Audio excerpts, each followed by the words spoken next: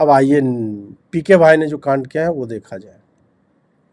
सम्राट चौधरी को आपने बोला पता नहीं ये कहां से लेकर आए हैं अपनी डिग्री, कैलिफोर्निया या यूएस मैंने बोला से डिग्री लेकर आए हैं। मैंने बोला हाँ, आपने आप तो बहुत रिसर्च करती है ना। नहीं मेरी सुन तो लो मेरी बात। अब मैं क्यों आप पर आप सुनिए ना, आपने बोला कि इनको पता भी है 10th फेल है, नहीं किया है। आपने बोला कि 10वीं 12वीं कब किया जरा वो बता दो। हाँ नहीं बताया। ठीक है, आपने आपको पता चल गया तो बता दीजिए आप। 9वीं फेल भी बोलते हैं, आप हाँ, 10वीं को बिल्कुल बोलते हैं ना। बोलते तो प्रशांत मैं अब ये आपसे पूछना चाहती हूँ, थोड़ा सा रिकॉर्ड स्ट्रेट करें इस बारे में। नहीं एक मिनट बताइए बताइए। आपने सम्राट चौधरी से हाँ क्या ये पूछा कि वो 10th पास हैं कि नहीं है? बिल्कुल पूछा, वो इंटरव्यू ऑन एयर भी हो गया।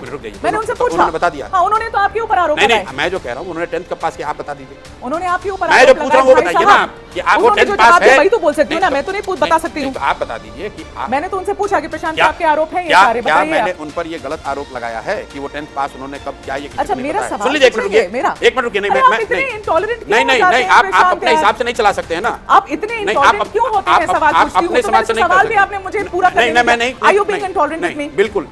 No, I don't want to get into argument with you. आपने कहा कि मैंने गलत आरोप लगाया। क्या सम्राट?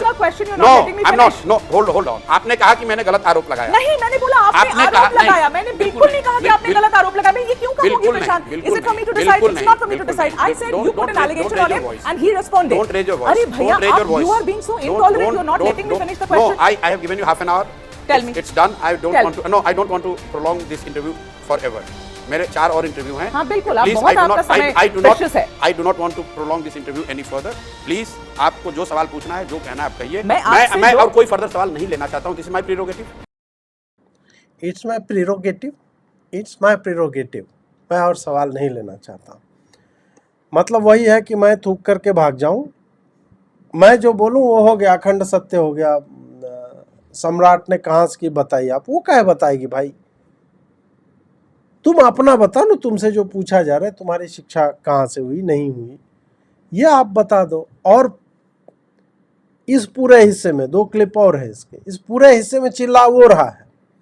और जब वो बोलने लगी कि मैंने बोला कि आरोप लगाया, आपने गलत आरोप लगाया, ऐसा नहीं बोला मैंने, तो बोल रहा है डोंट रेज योर वॉइस। तो ये क्लासिक ये केस है, वही जो भगौड़ेपन का ये और फ्रस्ट्रेशन जनित है, ये नैराश्य है।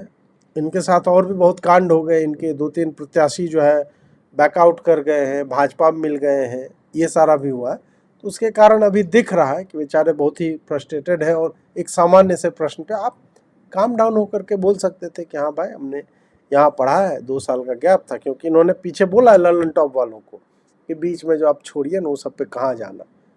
तो अपने बोले छोड़िए ना वहाँ वो सब पे, यार वो पॉलिटिक्स है, वो नेता चुनाव लड़ने आया, वो 10वीं पास है कि फेल है, उससे तुम्हारे पॉलिटिक्स में क्या मतलब फर्क पड़ जा रहा है? फेल ही है, बेकार है एकदम। बहुत सारे लोग, नरेंद्र मोदी का भी डिग्री मांगा जाता है, वो ग्रेजुएट होते या नहीं होते उससे क्या फर्क पड़ जाता है? योगी आदित्यनाथ तो MSc है मैथमेटिक्स में, उसको कौन सा तुम लोग स्वीकार ले रहे हो? उसमें कह दो कि नहीं ये मंदिर मस्जिद करने वाले हैं, उसका कोई अंत नहीं है ना। IITian था तुम्हारा जो मतलब राजनीतिक बाप एक तरह से बोला जाए, केजरीवाल IIT से पढ़ के आया था, मैनेजमेंट कोटा ही से, लेकिन पढ़ा क्या किया उसने? तो एजुकेशन का क्या मतलब, कितना अर्थ रह जाता है आज की राजनीति में? मैं कहता हूँ होना चाहिए, लेकिन वो क्या मानदंड है? कोई अनपढ़ है, 9वीं फेल है, और वो काम भी उसी तरह का कर रहा है, इस कारण से उसको गाली पड़ती है। और जहाँ तक सम्राट चौधरी का, तो आप देख लो मेरे पीछे के वीडियो सम्राट चौधरी को लेकर के। ऐसा नहीं है कि मैंने कहा कि नहीं वो गजब का आदमी है, नहीं कहा कभी। मूर्ख है वो। जो व्यक्ति मतलब सम्मान के लिए बोलता है कि मैं मुरेठा जिस दिन जीतूंगा उतार दूंगा, उससे बड़ा मूर्ख कौन हो सकता है? और उसी व्यक्ति के चरणों में मुरेठा उतारा जिसके कारण उसने शपथ ली थी। क्या किया जाए उसका?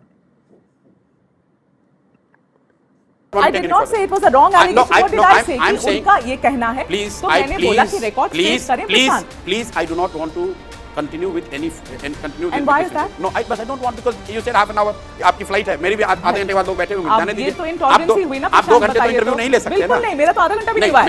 मैं इंटरव्यू मेरा तो आधा घंटा भी नहीं हुआ है, पूरा प्रशांत। 30 मिनट मैंने इंटरव्यू आपको दे दिया। आप आपने जो सवाल सवाल लेंगे? नहीं, अब मैं कोई सवाल मैं आपसे आपके नहीं लूंगा। मैं कोई सवाल नहीं, मैं कोई पे एक मैं रिकॉर्ड कोई सेट करने मैं के कोई लिए कह सवाल रही नहीं हूं। करना चाहता हूं आपसे कोई सवाल का आपका जवाब मैं नहीं देना चाहता हूं। आपको जो लिखना है, जो बोलना है, जो चलाना है वो आप प्रशांत चलाइए। ऐसा बताइए थैंक यू वेरी मच। मैं आगे इस पर कोई सवाल जवाब आपसे नहीं करना मैं एजुकेशन क्वालिफिकेशन पे पूछ रही थी, आपने मैं मैंने कहा नहीं, आपने कहा कि मैंने जमीन गलत खरीदी है। आपने कहा कि मैं उन पर गलत आरोप लगा रहा हूं। आरोप लग रहे हैं उसका जवाब दीजिए। Thank you very much, thank you very much. मैंने जवाब जितना हो सकता था मेरी कैपेबिलिटी के हिसाब से आपको दे दिया। तो मैंने लिया आपके जवाब। बस ठीक है, अब उसके आगे मैं सवाल आपके नहीं लूंगा। मैं अगली बार आप इंटरव्यू का मैं फेल हूं, मैंने पढ़ाई नहीं की है, मैं फेल हूं। और अब देखिए प्रशांत, आप कहते हैं 16 करोड़ 14 करोड़ बिहार के लोगों के लिए काम करने वाले इतने इंटॉलरेंस से काम करेंगे प्रशांत, तो कैसे होगा बताइए तो जरा। आप जैसे लोग इंटरव्यू लेने आएंगे तो बिल्कुल आप एजेंडा लेकर आए हैं यहाँ पर। क्या एजेंडा लेकर आए प्रशांत? सवाल पूछने से एजेंडा लगता है। ले चल ही दिए बेचारे हैं। एक और इनसे पूछा था इनकी जमीन को लेकर के, शायद कि आप हर किसी के बारे में बहुत सारे अलग अलग एलिगेशन लगाए। आपने सम्राट चौधरी के बारे में बात करी, आपने अशोक चौधरी के बारे में बात करी, आपने बहुत लोग के अगेंस्ट एलिगेशन इस इलेक्शन सीजन में फटाफट लगाए। तो अब वो भी उलट रहे हैं, वो लोग भी अब बातें कर रहे हैं आपके बारे में।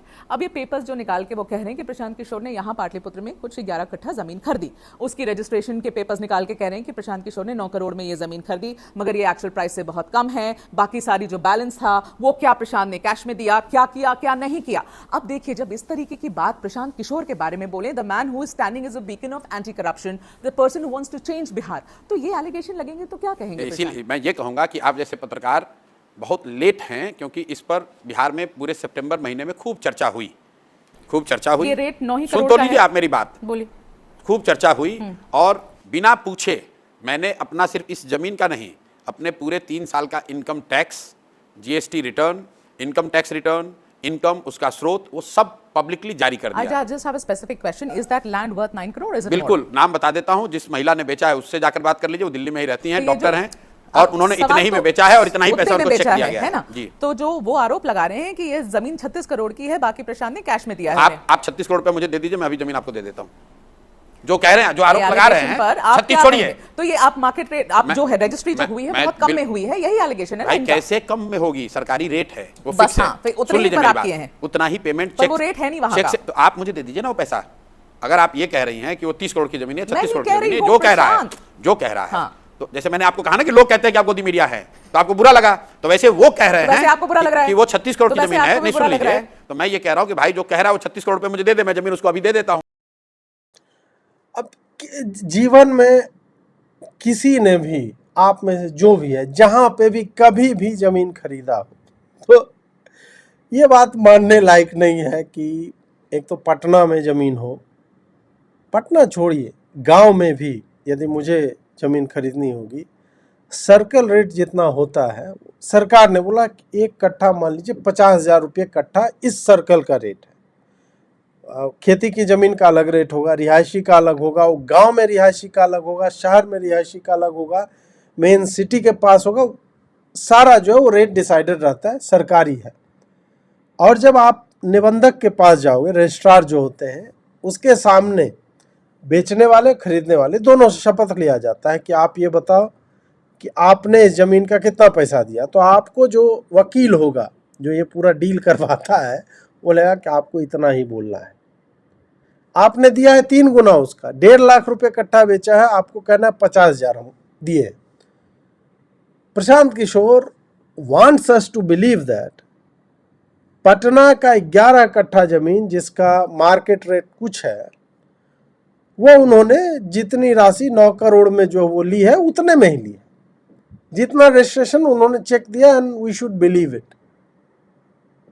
भाई जब प्रशांत किशोर, और हम कर लेते, यदि कागज की बात होती हम कर लेते, लेकिन तुमने दूसरे लोगों पे भू माफिया होने का, जमीन कब्जा करने का, फलाना डिमका का आरोप लगाया। टेक्निकली तुम अपनी जगह पे सही हो कि भाई मैंने 9 करोड़ में ही लिया है, लेकिन आम जनता मूर्ख नहीं है, सबको पता है कि 9 करोड़ में कोई जमीन नहीं बिकती। वो यदि उसका रेट 9 करोड़ दे रहे हो तो हो सकता है उसका 3 गुना 4 गुना अधिक उसका मूल्य होगा पटना जैसे शहर में, जहाँ भूमि जो है अभी स्कैर्स कमोडिटी हो गई है। इसी तरह से तो वो पैसा आपने कैसे दिया, कैश में दिया, काइंड में दिया, कैसे कंपनसेट होता है, ये आरोप तो लगाएंगे ही। और लगाया जा रहा है तो बेचारे उग्र हो रहे हैं, पागल हो रहे हैं। तो इसे पता चल रहा है कि दूध के धुले तो नहीं है बेचारे। ये देखिए, ये हैं भारत के गृह मंत्री, ये भारत के गृह मंत्री हैं अमित शाह।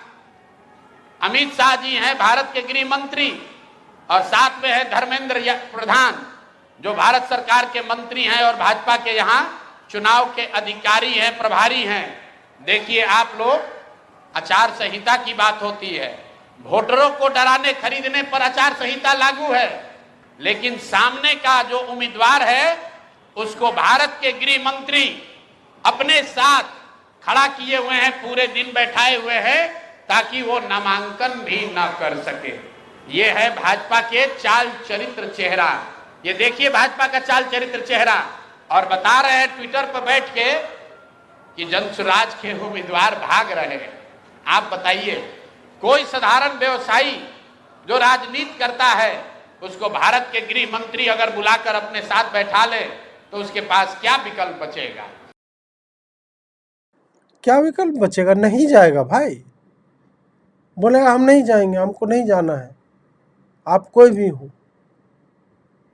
क्योंकि तुम तो यार शुचितावादी हो ना, तुम तो शुद्ध राजनीति के हम ये डॉक्टर को दिए, इंजीनियर को दिए, किताब लिखने वाले को इसको दिए।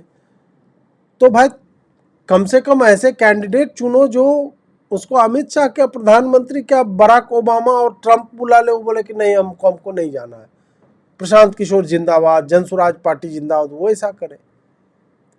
तो वैसा नहीं है। और तुमको किसने बुलाया? तुम ये बात बताते नहीं यार, सही सही बताओ प्रशांत, आपको किसने फोन करके बुला लिया जो आपने कहा कि नहीं हम इस बार चुनाव नहीं लड़ेंगे? इसको तो मान लेते विधायक टाइप का फोन गया होगा, डर गया आदमी और डर के मारे चला गया और नॉमिनेशन भी नहीं कर पाया।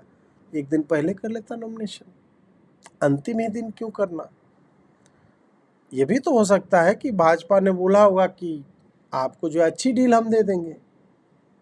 और यदि भाजपा ने ऐसा बोला, भी किसी भी पार्टी ने उसको ऐसा बोला, इसका मतलब है कि आदमी अच्छा नहीं था। आपको ये भी समझना चाहिए कि आदमी अच्छा नहीं था, वो आपके पार्टी के सिद्धांतों पे अडिग नहीं था। उसको बोला 4 पैसा लो बैठो, डरा दिया बैठ गया। हर तरह से विक्टिम कार्ड मत खेलो। आपने जो, और हम सबको पता है, आपके पार्टी का एक प्रत्याशी था बेचारा, इतना 2 करोड़ रुपया बोला हमने स्पेंड किया, 50 लाख का कैंपेन मटेरियल उसके पास पड़ा होता, उसने आग लगा दिया कैमरे पे आके, यही बोलते हुए कि प्रशांत किशोर ने हमको बोला था कि टिकट मिलेगा। आपने तो टिकटार्थी जो हैं उनसे तो 20-20 हज़ार रुपया भी शायद लिया था ना, जिनको लगता है कि वो चाहिए तो वो 20 हज़ार रुपया लेके टिकट पाने की उसमें आए और फिर पार्टी जिसको वोट करेगी उसको टिकट मिलेगा। तो ये तो बढ़िया पिरामिड स्कीम है। एक पिरामिड तो नहीं है पर एक स्कीम तो है आपकी। तो आप उतने बड़े तो हो नहीं जितना मतलब सीधा जो आप बताना चाह रहे हैं अपने आप को। जनसुराज से इनका वास्ता करीब 1 साल पुराना है। मेरी सभाओं में, हम लोग की बैठकों में लगातार आते रहे। इनको जनसुराज का उम्मीदवार बनाया गया गोपालगंज से। ये उनका ट्वीट है, मैं पढ़ देता हूं। 4 दिन पहले इन्होंने ट्वीट किया, आज का दिन परिवर्तन का प्रतीक डॉक्टर शशि शेखर सिन्हा जी का नामांकन, जनता की जीत की शुरुआत। यह है डॉक्टर शशि शेखर सिन्हा। और ये देखिए, कल परसों रात में ये 8 बजे तक चुनाव का प्रचार कर रहे थे। परसों रात में 8 बजे तक चुनाव का प्रचार कर रहे थे। रात में 11 बजे के बाद वहां के भाजपा के एमएलसी और अन्य कई बड़े नेता डॉक्टर साहब के पास पहुंचे और इन पर हर तरह का दबाव बनाकर ये मजबूर किया कि आप चुनाव में अपना नामांकन वापस लीजिए। कल सुबह मेरी सबसे पहले जब मुझे ये सूचना मिली तो डॉक्टर वाईबी गिरी जी ने इनसे लंबी बात की फोन पर। इन्होंने कहा कि नहीं, मैं बिल्कुल जनसुराज के साथ हूं, किसी भी तरीके से पीछे हटने का सवाल नहीं है। उसके बाद मेरे से इनकी फोन पर बात हुई है। 11 बजे मैं आपको फोन का कॉल रिकॉर्ड जारी कर सकता हूं। 11 बजे डॉक्टर साहब से बात हुई है। डॉक्टर साहब ने कहा है कि प्रशांत जी हम पर थोड़ा दबाव बना रहे हैं लोग, लेकिन मैं पूरी तरीके से आपके साथ हूं। उसके 2 घंटे के बाद डॉक्टर साहब अपने घर से निकले और जाकर अपना नामांकन वापस करने का आवेदन दे दिया और अपना फोन, अपना सारा सार्वजनिक कॉन्टैक्ट उन्होंने बंद किया हुआ है। और ये चित्र भाजपा की ओर से जारी किया गया है, जिसमें वहां के भाजपा के प्रत्याशी और भाजपा के बड़े नेता डॉक्टर साहब को गले लगा रहे हैं और ये बता रहे हैं कि भाजपा के समर्थन में इन्होंने अपना नामांकन वापस लिया है। अब देखिए प्रशांत किशोर की समस्या, आप देखिए कि it is the same Prashant Kishor who wanted us to believe that he bought 11 कट्ठास of land for mere 9 crore rupees. वहाँ पे बोले कि चेक दिया आपने, और यहाँ पे ये विश्वास नहीं कर पा रहे हैं। यहाँ पे भी है ना कि आदमी का हृदय परिवर्तन हो गया, वो भाजपा के सपोर्ट में खड़ा है। लग तो नहीं रहा किसी ने पिस्तौल रखा हुआ है, तो आप बोलोगे नहीं पिस्तौल इनविजिबल होता है, तो प्रशांत जी कैश भी इनविजिबल ही होता है ऐसी डील्स में। तो चित मैं जीता पट तुहारा सिक्का मेरे बाप का, ऐसे तो नहीं चलेगा ना। आप पे जो आरोप लगते हैं, और obvious सी बात है आप वहाँ टेक्निकली खेल रहे हो कि नहीं नहीं उतना ही है, सर्किल रेट जो उतने पे ही बिकता है, हम मान ले कि सर्किल रेट पे बिकता है, तो हम ये क्यों नहीं माने कि उसका हृदय परिवर्तन हो गया होगा। और हृदय परिवर्तन तरह तरह से होता है। आपका हृदय परिवर्तन हो गया ना किसी कारण से कि नहीं नहीं हम चुनाव नहीं लड़ेंगे। क्यों नहीं लड़ोगे चुनाव? फायदा किसको हो रहा है? आप सबसे अधिक किसका वोट काट रहे थे? आपके नहीं लड़ने से लोगों का कितना मनोबल टूटा है, आपके पूरे जो मूवमेंट है उसका। तो वहां क्या इनविजिबल पिस्टल आपके ऊपर किसने रख दिया? आपके हृदय परिवर्तन की वजह क्या थी?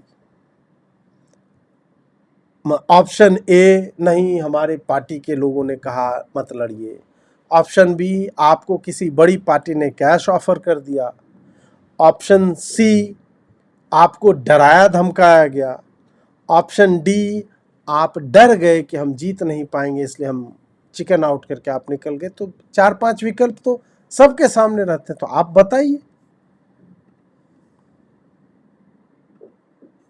जिनके नेता ही मैदान छोड़ दिए हों, उनके उम्मीदवार कितना देर मैदान में टिकेंगे?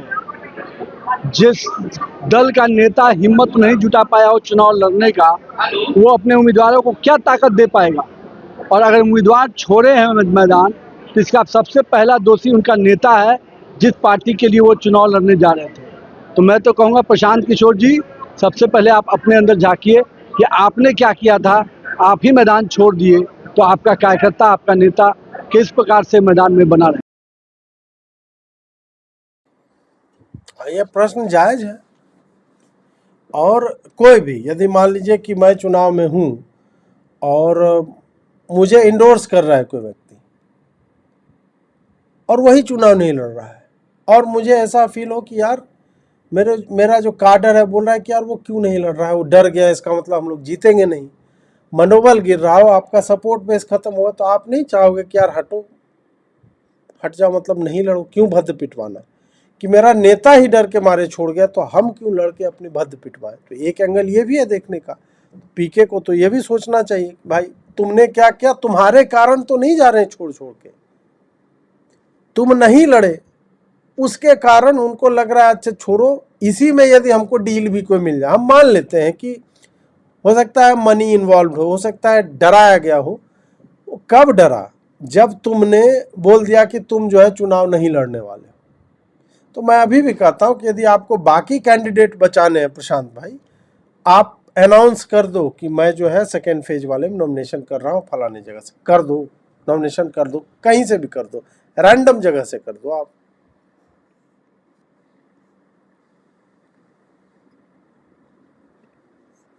पांडे, उनकी छवि क्या है वो आप हमसे बेहतर जानते हैं। वहां से ये जन सुराज के प्रत्याशी हैं डॉक्टर सत्य प्रकाश तिवारी। देख लीजिए पटना में बहुत बड़ा नेत्र अस्पताल चलाते हैं, और इनका चेहरा देख लीजिए कि एक दबाव में इन्होंने टिकट लिया है कि खुशी खुशी लिया है। ये देख लीजिए इन्होंने जन सुराज का टिकट लिया, जन सुराज ने इनको उम्मीदवार बनाया। 3 दिनों तक इन्होंने सक्रियता से वहां प्रचार किया। लेकिन कल जब नामांकन वापस लेने की अंतिम तारीख था, परसों रात तक ये साहब अभियान में लगे हुए थे, प्रचार कर रहे थे, और कल सुबह में अचानक से भाई साहब ने अपना उम्मीदवारी, अपना नामांकन वापस लिया है। और वापस लेने के पीछे का चित्र देख लीजिए। उन्होंने एक चित्र जारी किया है जहां पर डॉक्टर साहब अपना नामांकन वापस ले रहे हैं, हम चित्र जारी कर रहे हैं। देखिए, धर्मेंद्र प्रधान है और यही डॉक्टर सत्यप्रकाश तिवारी हैं। इनके घर पर बैठ के इनको देखिए क्या किया जा रहा है। आपने भारत के लोकतांत्रिक इतिहास में ये नहीं देखा होगा कि चुनाव घोषित होने के बाद जो उम्मीदवार है, आधिकारिक तौर पे जो उम्मीदवार है, उससे पार्टी का कार्यकर्ता नहीं, लोकल नेतृत्व नहीं, भाजपा के केंद्र में मंत्री धर्मेंद्र प्रधान है। ये देखिए हाथ मिला रहे हैं भाई साहब इस डॉक्टर के घर पर बैठ के, इसको दबाव देकर जबरदस्ती इनसे चुनाव में इनका नामांकन वापस लिया गया है।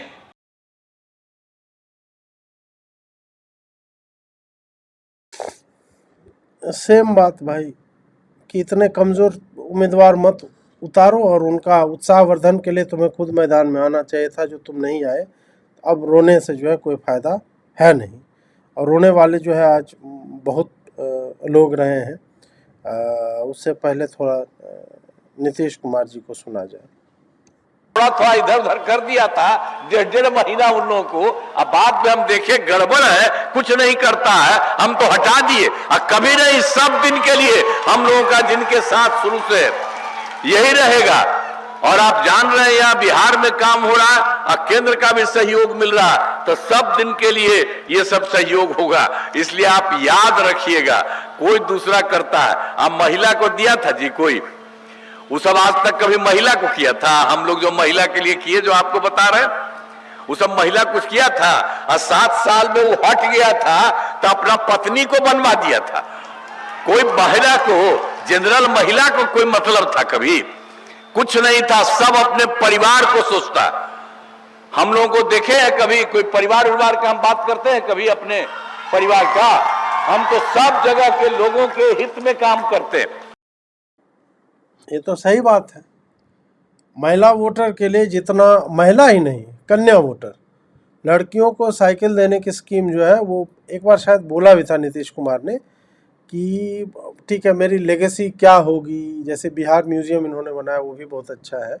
और मैंने कई बार बोला है कि जो पेस ऑफ डेवलपमेंट हम चाह रहे थे वो ऐसा नहीं हुआ। नीतीश कुमार पहले 5 साल, फिर 2 साल और काम किए होंगे, उसके बाद से उनका काम जो है दिखना बंद हो गया। वो कि हमने कर दिया, अब जो 2 में से एक मुझे पसंद आएगा उसके साथ सरकार जो है बना लूँगा, वो अलग है।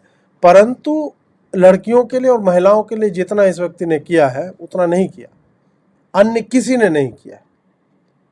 और लालू और इसका परिवार तो यार, इसी कारण मैं बोल रहा हूँ ना कि मुझे नीतीश कुमार से या एनडीए से बिहार में बहुत सारी समस्याएं हैं, जो मैं 5 साल में जब भी ऐसा विषय आएगा मैं बोलता रहा हूँ। परंतु चुनाव यदि करना हो तो I cannot go with RJD, वो मैं कर ही नहीं सकता। फिर कहोगे जनसुराज क्यों नहीं अजीत जी? क्योंकि मुझे ट्रस्ट नहीं है इस आदमी पे, जो इतनी टेक्निकलिटीज़ पे खेल रहा है, जो अपने कार्यकर्ताओं से बोल रहा है 20,000 रुपया दो और फिर जो है टिकट के लिए आप उसमें आइए लाइन में, और फिर जो है जनता तय करेगी किसको टिकट दिया जाए। सब समझ में आता है कि वो क्यों किया जाता है। ऐसा मॉडल हमने देख रखा है। तो हम तुम्हें ट्रस्ट नहीं करते। तुम लोकल बॉडी इलेक्शंस कंटेस्ट करो, पहले वहाँ कुछ काम करके दिखाओ और उसके बाद फिर आओ मैदान में करो, देखेंगे कि तुमने कुछ किया है कि नहीं। अभी तो हमारे पास एक मतलब हमें दिख रहा है कि क्या किया गया, तो हम नहीं देंगे। नीतीश कुमार सही में महिलाओं के लिए, चाहे शराबबंदी हो, उसका इफेक्ट महिलाओं पे सबसे अधिक हुआ। डोमेस्टिक वायलेंस के केसेस गए, ये कोई नहीं बताता है, कोई बात करने को तैयार नहीं।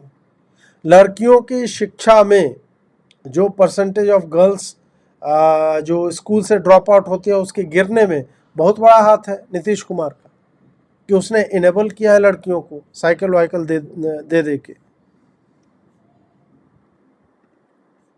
हिंदू मंदिर था, उसमें भी बहुत लोग जा करके रात में गड़बड़ करता था। तो हम लोगों ने 2016 में 60 वर्ष से पुराने हिंदू मंदिरों की घेराबंदी की गई। अब जिससे चोरी आदि की घटनाएं नहीं होती, अब कोई गड़बड़ नहीं होता था, पहले खूब गड़बड़ था। बिहार ऐसी हालत में था कि लोग परेशान थे, पूरे राज्य में डर एवं भय का माहौल था, समाज में विवाद होता था, न सही ढंग से पढ़ाई की व्यवस्था थी, न इलाज की, न बिजली की, न सड़क की। पहले वाली सरकार ने कुछ काम नहीं किया, हम जो पहले आपको बता दिए, तो ये भी बता रहे हैं आपको, ये लोग एक भी काम नहीं किया। इसलिए आप लोग बिल्कुल सचेत रहिए, हम जान करके अल्लाह करके हम आप लोगों को बता दे रहे हैं कि ये सब क्या काम करता है। वो सब का कोई काम करना है? नहीं करना। आज जब से सरकार बनी है तब से कानून का राज, कोई झगड़ा झंझट नहीं होता, सभी के लिए काम किया, चाहे हिंदू हो, मुस्लिम हो, अपर कास्ट हो, पिछड़ा हो, अति पिछड़ा हो, दलित हो, महादलित हो, सबके लिए काम होता। इन दिनों काम को और आगे बढ़ाया गया है। आगे बिहार में और ज़्यादा काम होगा, और ज़्यादा काम होगा। जहां जो भी कमी रहेगी उसे पूरा किया जाएगा और देश की प्रगति में बिहार महत्वपूर्ण योगदान देगा। चलिए, मतलब एक बात जो पहले भी जो पहली क्लिप थी और इसमें भी अच्छी ये है कि अभी स्थिति इनकी ठीक लग रही है। अब बीमारी तो है इनको, इसमें कोई संदेह नहीं, और मैं मतलब लगभग कंफर्म हूँ कि वो अगले मुख्यमंत्री ये नहीं बनेंगे, बनना भी नहीं चाह रहे हूँ जो इनकी स्थितियाँ। और अपने बेटे को टिकट नहीं दिया। नीतीश कुमार के बेटे के बारे में बहुत था, लेकिन उसको टिकट नहीं दिया गया जहाँ तक मेरी जानकारी है। और यहाँ पे जितनी बातें वो पढ़ के ही बोल रहे हैं तो लग रहा है कि कम से कम वो इंटैक्ट है। ऐसा नहीं है कि वो जो बाइडन टाइप की मुखौटा बना करके चल रहे हैं। तो ये मतलब फ़िलहाल तो अच्छी बात है, कैंपेन में इनकी छवि जो है उसको लेकर के कैंपेन तो कम से कम कर रहे हैं। अब इसी बात को लेके जो मैं बोल रहा हूँ उसके उलट व्यवहार होता आपको इस वीडियो में दिखेगा जो यहाँ पे है, परंतु इस वीडियो का एक दूसरा भी अर्थ है, वो देखिए।